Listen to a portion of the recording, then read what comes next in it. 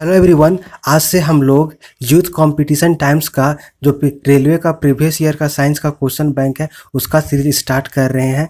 इस बुक में साइंस के जितने भी प्रीवियस ईयर के क्वेश्चन 2014 से लेकर 2020 तक रेलवे के जितने भी एग्जाम हुए हैं सारे का क्वेश्चन बैंक इसमें दिया हुआ है।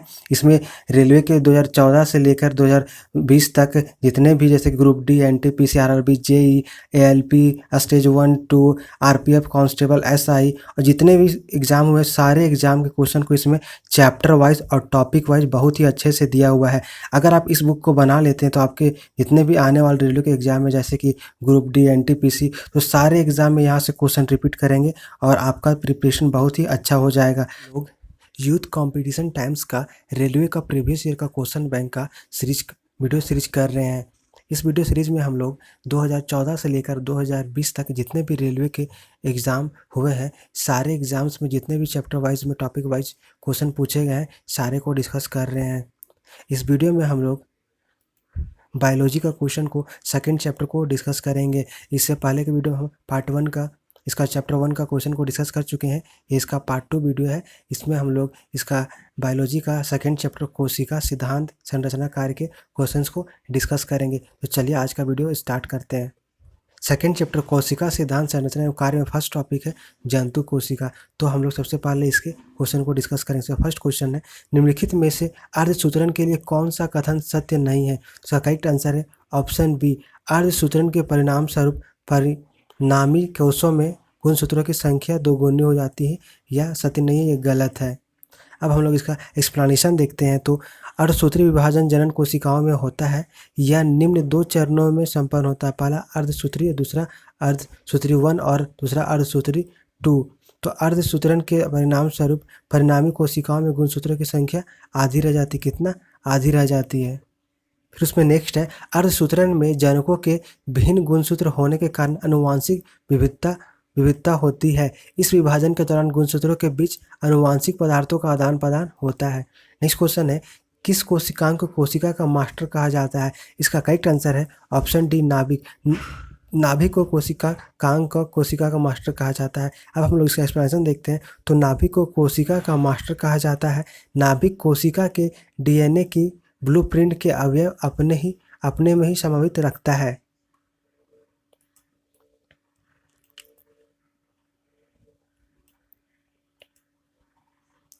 नेक्स्ट क्वेश्चन है, किसी कोशिका में मौजूद सबसे बड़ा कोशिकांग कौन सा है? इसका करेक्ट आंसर है ऑप्शन बी, नाभिक। अब हम लोग इसका एक्सप्लेनेशन देखते हैं। तो नाभिक कोशिका में उपस्थित सबसे बड़ा कोशिकांग है।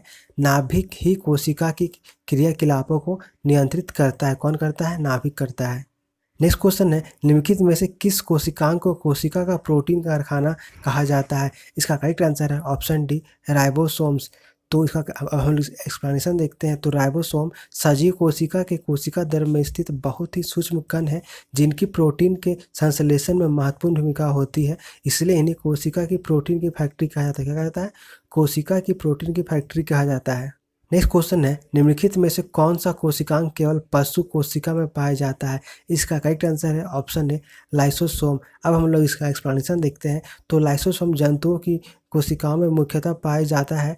इसकी खोज वर्ष 1955 में डी डुवे ने की थी। इसका प्रमुख कार्य कोशिका में एंडोसाइटोसिस द्वारा लाए गए प्रोटीन तथा अन्य पदार्थों का पाचन है। भोजन की कमी के समय लाइसोसोम साइटोप्लाज्मा में स्थित प्रोटीन, लिपिड तथा कार्बोहाइड्रेट का पाचन करता है। इसी कारण इसे आत्महत्या की थैली कहते हैं। किस कारण से? इसी कारण से इसको आत्महत्या की थैली कहते हैं। नेक्स्ट क्वेश्चन है, जीवन की मूलभूत इकाई क्या है? इसका करेक्ट आंसर ऑप्शन है कोशिका। जीवन की मूलभूत इकाई कोशिका है। अब हम लोग इसका एक्सप्लेनेशन देखते हैं। तो जीवन की मूलभूत इकाई कोशिका है। सन 1665 में रॉबर्ट हुक ने कोशिका की खोज की थी। कोशिका के अंदर प्रोटीन का संश्लेषण राइबोसोम में होता है। किसमें? राइबोसोम में होता है। राइबोसोम को आत्महत्या की थैली कहा जाता है। क्या कहता है? राइबोसोम को आत्महत्या की थैली कहा जाता है। रॉबर्ट ब्राउन ने सन 1831 ईस्वी में कोशिका में केंद्रक का पता लगाया। कब? 1831 ईस्वी में कोशिका में केंद्रक का पता लगाया। नेक्स्ट क्वेश्चन है, शरीर में लगी चोट की मरम्मत के लिए किस प्रकार के सेल विभाजन का प्रयोग किया जाता है? इसका करेक्ट आंसर है ऑप्शन है केवल समसूत्रण। तो शरीर में लगी चोट की मरम्मत के लिए केवल समसूत्रण सेल विभाजन का प्रयोग किया जाता है। अब हम लोग इसका एक्सप्लेनेशन देख लेते हैं। तो शरीर में लगी चोट की मरम्मत के लिए केवल समसूत्रण सेल विभाजन का प्रयोग किया जाता है। इसे परोक्ष कोशिका विभाजन भी कहते हैं। क्या कहते हैं? परोक्ष कोशिका विभाजन भी कहते हैं। इस प्रकार की कोशिका विभाजन शरीर की कायिक कोशिकाओं में होता है। किसमें? शरीर की कायिक कोशिकाओं में होता है। इस प्रकार के विभाजन में मातृक कोशिका विभाजित होकर दो समान नई संतति कोशिकाएं बनाती है। क्या बनाती है? दो समान नई संतति कोशिकाएं बनाती है। नेक्स्ट क्वेश्चन है, इसमें जोड़े मिलाइए। इसमें पहला है कोशिका भित्ति और यहाँ दूसरा में एटीपी दिया हुआ है। तो अब इसमें कोई इसका ऑप्शन सही नहीं है, तो हम लोग इसका एक्सप्लेनेशन देखते हैं। तो कोशिका भित्ति पादप कोशिका में पाई जाने वाली संरचना है। कैसा? तो कोशिका भित्ति पादप कोशिका में पाई जाने वाली संरचना है। अतः सेल्यूलोज की बनी होती है। अतः यह सेल्यूलोज की बनी होती है। इसी आधार पर जंतु कोशिका और पादप कोशिका में अंतर किया जाता है। एटीपी का निर्माण माइटोकॉन्ड्रिया में होता है। किसमें? तो एटीपी का निर्माण माइटोकॉन्ड्रिया में होता है। माइटोकॉन्ड्रिया जंतु और पादप दोनों की कोशिकाओं में पाई जाती है। अतः स्पष्ट है कि दिया गया कोई विकल्प सही नहीं है इसमें। नेक्स्ट क्वेश्चन, एक पशु के शरीर की सबसे बड़ी कोशिका इनमें से कौन है? इसका करेक्ट आंसर है ऑप्शन बी न्यूरॉन। एक पशु के शरीर की सबसे बड़ी कोशिका न्यूरॉन है। कौन है? न्यूरॉन है। अब हम लोग इसका एक्सप्लेनेशन देख लेते हैं। तो जानवरों के शरीर की सबसे बड़ी कोशिका न्यूरॉन तंत्रिका है। कौन है? न्यूरॉन तंत्रिका है। यह तंत्रिका तंत्र में स्थित एक उत्तेजनीय कोशिका है। कैसा? यह एक उत्तेजनीय कोशिका है। इस कोशिका का कार्य मस्तिष्क से सूचना का आदान प्रदान करना है। क्या है? इस कोशिका का कार्य मस्तिष्क से सूचना का आदान प्रदान और विश्लेषण करना है। क्या करना है? आदान प्रदान और विश्लेषण करना है। तंत्रिका कोशिका में कोशिकीय विभाजन नहीं होता है। कहाँ? तो तंत्रिका कोशिका में कोशिकीय विभाजन नहीं होता है, जिससे इसके नष्ट होने पर दोबारा प्राप्त नहीं किया जा सकता है। क्या?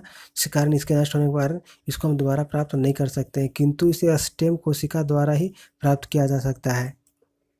नेक्स्ट क्वेश्चन है, निम्नलिखित में से कौन सा एक कोशिका में अधिक मात्रा में होने वाला अणु है? इसका करेक्ट आंसर है ऑप्शन ए जल। अब हम लोग इसका एक्सप्लेनेशन देखते हैं। तो कोशिका सजीवों के शरीर की रचनात्मक और क्रियात्मक इकाई है। कुछ सजीव जैसे जीवाणुओं के शरीर एक ही कोशिका के बने होते हैं, उन्हें एक कोशिकीय जीव कहते हैं। जबकि कुछ सजीव जैसे मनुष्य का शरीर अनेक कोशिकाओं से मिलकर बना होता है, उन्हें बहुकोशिकीय जीव कहते हैं। कोशिका के भीतर निम्नलिखित संरचनाएं पाई जाती है। कौन कौन? तो निम्न संरचनाएं पाई जाती है। इसमें पहला है केंद्रक और केंद्रिका, दूसरा है जीव द्रव, तीसरा है गोल्जी काय, चौथा है कणाभ सूत्र, पांचवा है अंतर्द्रव्य जालिका, छठा है गुणसूत्र, सातवां है राइबोसोम सेंट्रोसोम और आठवां है लवक। जीव द्रव में जल की मात्रा लगभग 80%, प्रोटीन 15%, वसाएं 3%, कार्बोहाइड्रेट 1% और अकार्बनिक लवण लगभग 1% होता है। नेक्स्ट क्वेश्चन है, कोशिका विभाजन सिद्धांत निम्न में से किस पर लागू नहीं होता है? इसका करेक्ट आंसर है ऑप्शन डी विषाणु। कोशिका सिद्धांत विषाणु पर लागू नहीं होता है। अब हम लोग इसका एक्सप्लेनेशन देख लेते हैं। तो स्लाइडेन तथा श्वान ने संयुक्त रूप से कोशिका सिद्धांत को प्रतिपादित किया। यद्यपि इनका सिद्धांत यह बताने में असफल रहा कि नई कोशिकाओं का निर्माण कैसे होता है। पहली बार रोडल्फ विर्चो ने 1855 में स्पष्ट किया कि कोशिका विभाजित होती है और नई कोशिकाओं का निर्माण पूर्व स्थित कोशिकाओं के विभाजन से होता है। इन्होंने स्लाइडेन तथा श्वान की कल्पना को रूपांतरित कर नया कोशिका सिद्धांत प्रतिपादित किया। इसमें फिर है सभी जीव कोशिका और कोशिका उत्पाद से बने होते हैं। किससे? सभी जीव कोशिका और कोशिका उत्पाद से बने होते हैं। नेक्स्ट, सभी कोशिकाएं पूर्व स्थित कोशिकाओं से बनी होती है। किससे? तो पूर्व स्थित कोशिकाओं से बनी होती है। नेक्स्ट, इसमें अकोशिकीय जीव जैसे वायरस, वायराइड और प्रोसांक पर कोशिका सिद्धांत लागू नहीं होता है। किस पर? तो अकोशिकीय जीव पर कोशिका सिद्धांत लागू नहीं होता है। नेक्स्ट क्वेश्चन है, निम्न को सुमेलित करें। इसमें पहला है लाइसोसोम, दूसरा है डीएनए, तीसरा है माइटोकॉन्ड्रिया। इसका करेक्ट आंसर है ऑप्शन बी। तो इसमें एक का लाइसोसोम का हो जाएगा आत्महत्या की थैली कहते हैं इसको। फिर डीएनए का हो जाएगा, ये क्या है? डीएनए है। सो ये क्या गुणसूत्र है, डीएनए क्या गुणसूत्र है। तीसरा माइटोकॉन्ड्रिया, तो माइटोकॉन्ड्रिया को पावर हाउस कहते हैं। तो हम लोग इसका एक्सप्लेनेशन देख लेते हैं। लाइसोसोम आत्महत्या की थैली हो जाएगा, डीएनए गुणसूत्र हो जाएगा और माइटोकॉन्ड्रिया पावर हाउस हो जाएगा। नेक्स्ट, कोशिका प्रकार्यात्मक क्रियाओं का नियंत्रण कौन करता है। तो करेक्ट आंसर है ऑप्शन डी, केंद्रक। कौन करता है, केंद्रक करता है। अब हम लोग इसका एक्सप्लेनेशन देख लेते हैं। तो कोशिका प्रकार्यात्मक क्रियाओं का नियंत्रण केंद्रक करता है। कोशिका केंद्रक में कोशिका के अधिकांश आनुवांशिक पदार्थ होते हैं। किसमें, कोशिका केंद्रक में कोशिका के अधिकांश आनुवांशिक पदार्थ होते हैं जो क्रोमोसोम बनाने के लिए हिस्टोन्स जैसे प्रोटीन की एक विशाल विविधता के साथ कई लंबे रैखिक डीएनए अणुओं के रूप में संगठित होते हैं। इन गुणसूत्रों के भीतर जीन कोशिका के परमाणु जीनोम है और कोशिका फंक्शन को बढ़ावा देने के लिए इस तरह से संरचित है।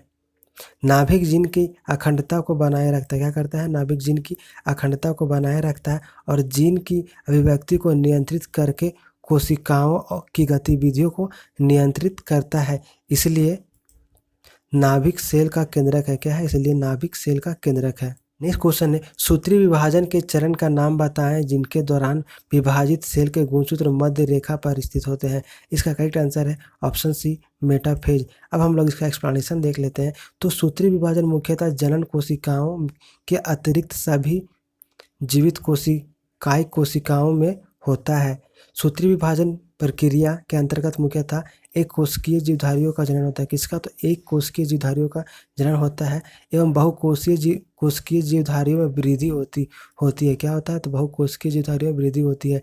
जीवधारियों में सूत्रीय विभाजन की प्रक्रिया निरंतर चलती रहती है। पौधे में सूत्रीय विभाजन मुख्यतः विभोज्यतक कोशिकाओं में होता है। कहाँ होता है, तो पौधों में सूत्रीय विभाजन मुख्यतः विभोज्यतक कोशिकाओं में होता है। ये कोशिकाएं जड़ या तने के शीर्ष पर स्थित होती है। कहाँ, तो ये कोशिकाएं जड़ एवं तने के शीर्ष पर स्थित होती है। सूत्रीय विभाजन प्रक्रिया के मेटाफेज चरण के दौरान विभाजित कोशिका के गुणसूत्र मध्य रेखा पर स्थित होते हैं। अब हम लोग कोशिका का सेकेंड टॉपिक पादप कोशिका के बारे में क्वेश्चन को डिस्कस करेंगे। इसमें फर्स्ट क्वेश्चन है, पौधों में पाए जाने वाला नीला, बैंगनी या लाल फ्लेवोनोइड वर्णक किसकी उपस्थिति के कारण होता है। इसका करेक्ट आंसर है ऑप्शन बी, एंथोसाइनिन। किसकी, तो एंथोसाइनिन के कारण होता है। अब हम लोग इसका एक्सप्लेनेशन देख लेते हैं। तो पौधे में पाए जाने वाला नीला, बैंगनी या लाल फ्लेवोनोइड वर्णक एंथोसाइनिन की उपस्थिति के कारण होता है। एंथोसाइनिन जामुन, प्याज, अनार, अंगूर, टमाटर, चोकेबेरी आदि में पाया जाता है। नेक्स्ट क्वेश्चन है, निम्नलिखित में से कौन सा कोशिका अंग पादप कोशिका में पाया जाता है किंतु पशु कोशिका में नहीं पाया जाता है। इसका करेक्ट आंसर है ऑप्शन ए, क्लोरोप्लास्ट। कौन, तो क्लोरोप्लास्ट है। अब हम इस एक्सप्लेनेशन देखते हैं। तो निम्न विकल्पों में क्लोरोप्लास्ट को छोड़कर अन्य सभी पशु कोशिका में पाए जाते हैं। क्लोरोप्लास्ट में हरे रंग का पर्णहरित या क्लोरोफिल उपस्थित होता है जिस कारण पौधे के कुछ भाग व पत्तियां हरी दिखाई देती। कैसी, तो हरी दिखाई देती है। इसके द्वारा ही प्रकाश संश्लेषण की क्रिया होती है और कार्बोहाइड्रेट बनते हैं। क्या होता है, कार्बोहाइड्रेट बनता है। नेक्स्ट क्वेश्चन है, निम्नलिखित में से कौन सा घटक पत्तियों को हरा रंग प्रदान करता है। इसका करेक्ट आंसर है ऑप्शन सी, क्लोरोफिल पत्तियों को हरा रंग प्रदान करता है। नेक्स्ट क्वेश्चन है, पौधे में कोशिका भित्ति का निर्माण करने वाले जटिल कार्बोहाइड्रेट को क्या कहते हैं। इसका करेक्ट आंसर है ऑप्शन बी, सेल्यूलोज। तो पौधों में कोशिका भित्ति का निर्माण करने वाले जटिल कार्बोहाइड्रेट को सेल्यूलोज कहा जाता है। ये हम लोग इसका सेकेंड चैप्टर कोशिका को डिस्कस किए। इसके बाद इसका थर्ड चैप्टर उत्तक को हम लोग नेक्स्ट वीडियो में डिस्कस करेंगे। अगर यह वीडियो आपको अच्छा लगा हो तो वीडियो को लाइक और शेयर करें, साथ ही चैनल को सब्सक्राइब जरूर करें। Thank you.